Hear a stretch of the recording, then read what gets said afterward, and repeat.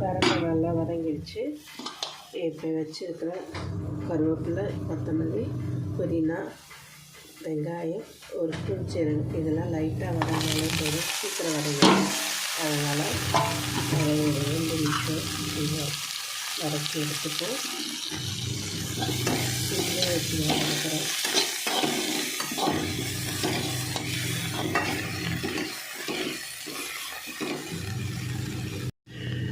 ஒரு மிளகா இது பாருங்கள். மாவு வந்து இது 3 பேர் அளவு சாப்பிட்ற மாதிரி தான் எடுத்துருக்கேன். இட்லி மாவு நம்ம இட்லி தோசைக்கு அரைப்போம்ல அந்த மாவு தாங்க இது. இதில் இந்த வறுக்கிறத அரைச்சி எடுக்க போகிறோம். இது வறுத்துக்கிறோம் கொஞ்சம் டேஸ்ட்டு வரும். அதனால்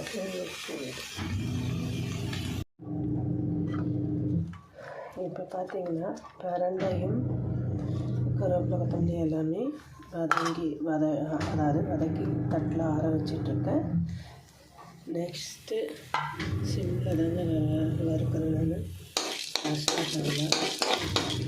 இது கடலைப்பருப்பு இது ரெண்டும் ஒரு டேபிள் ஸ்பூன் போட்டு இதை வறுத்து அதில் அரைச்சி சாப்பிடணும். சூப்பராக இருக்கும். அரைச்சிட்ட பிறகு காமிக்கிறேன். பார்த்திங்கன்னா மிக்சியில் பரண்டையை அரைச்சி எடுத்துட்டாங்க. இதை வந்து மாவில் மிக்ஸ் பண்ணிப்போம்.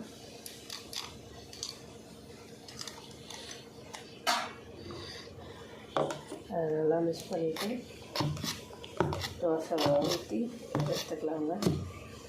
இது காம்பினேஷனாக தேங்காய், பச்சை மிளகாய், பொட்டுக்கடலை போட்டு சட்னி. இப்போ மாவு அரைச்சி ஊற்றியாச்சுங்க.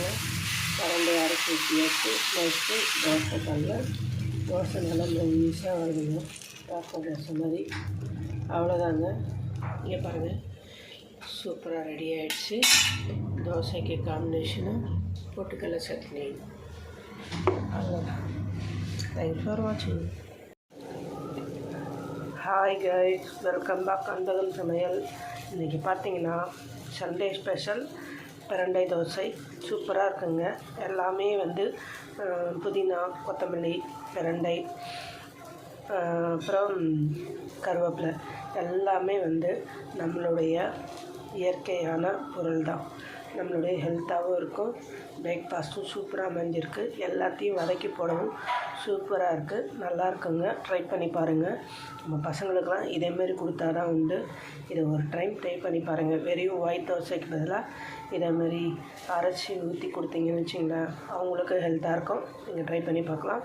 சூப்பராக இருக்குது. ஹெல்த்தியான ரெசிபியும் கூட. தேங்க்ஸ் ஃபார் வாட்சிங்.